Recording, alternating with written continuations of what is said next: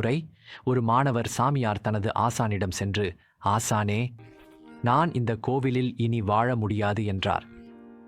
நான் இந்த இடத்தை விட்டு ஒரு அமைதியான மற்றும் அமைதியான மடத்தில் செல்ல விரும்புகிறேன்.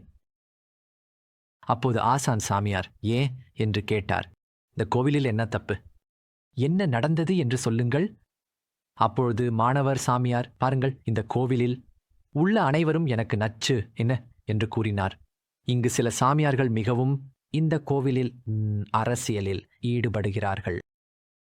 மற்றும் சில சாமியார்கள் எப்போதும் என்னை பற்றியும் மற்றவர்களைப் பற்றியும் எதிர்மறையான விஷயங்களை பேசுகிறார்கள்.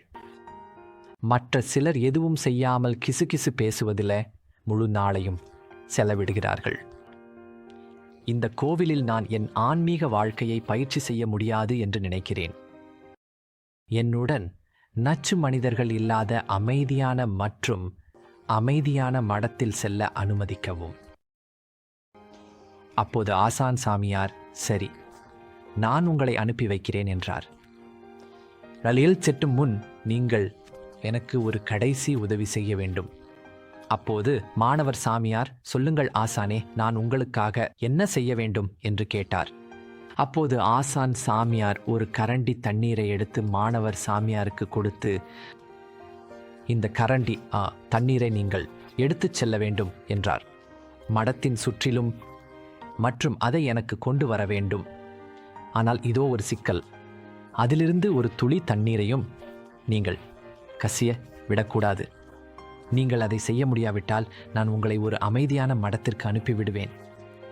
ஆசான் அவரே ஒரு அமைதியான மடத்துக்கு அனுப்பிவிடுவார் என்று நினைத்து இந்த விசித்திரமான கோரிக்கையை நிறைவேற்றுவதற்காக மாணவர் சாமியார் அந்த கரண்டி தண்ணீரை எடுத்து முழுமையாக கவனம் செலுத்தி அதிலிருந்து ஒரு துளியும் கசியாமல் மடத்தின் சுற்றிலும் எடுத்துச் சென்றார். சில மணி நேரங்களுக்கு பிறகு மாணவர் சாமியார் மகிழ்ச்சியான முகத்துடன் ஆசானிடம் திரும்பி வந்து, ஆசானே, நான் அதை செய்துவிட்டேன் என்றார். நான் இந்த கரண்டி தண்ணீரை மடத்தின் முழுவதும் எடுத்துச் சென்றேன். அதிலிருந்து ஒரு துளியும் கசியாமல்.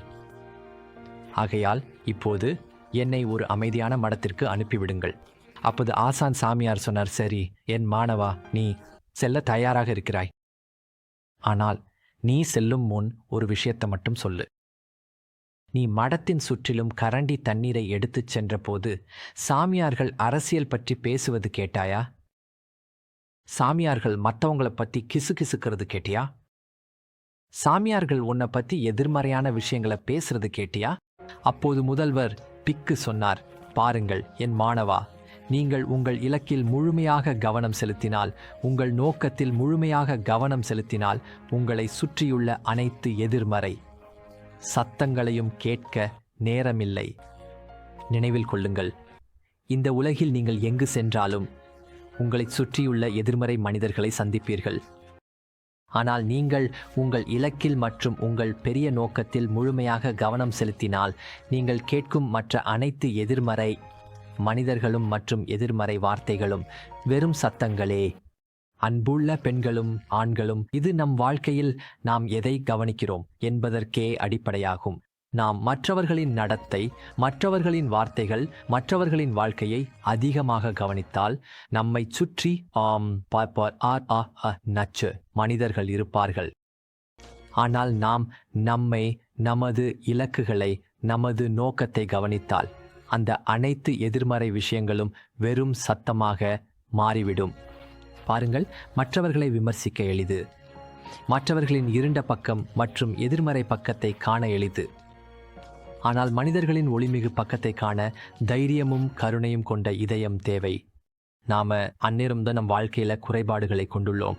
நாம் அனைவரும் தவறுகளை செய்கிறோம். நாம் அனைவரும் தவறான தேர்வுகளை செய்கிறோம்.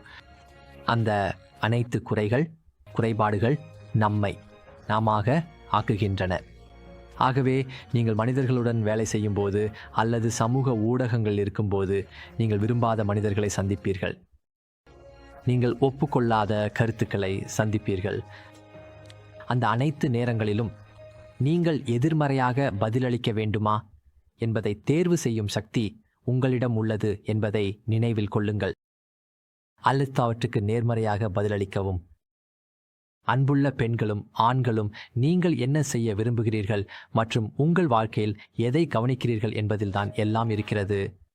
ஆகவே உங்களைப் பற்றிய கவனம் செலுத்தி அவற்றுக்கு நேர்மறையாக பதிலளிக்க தேர்வு செய்யுங்கள்.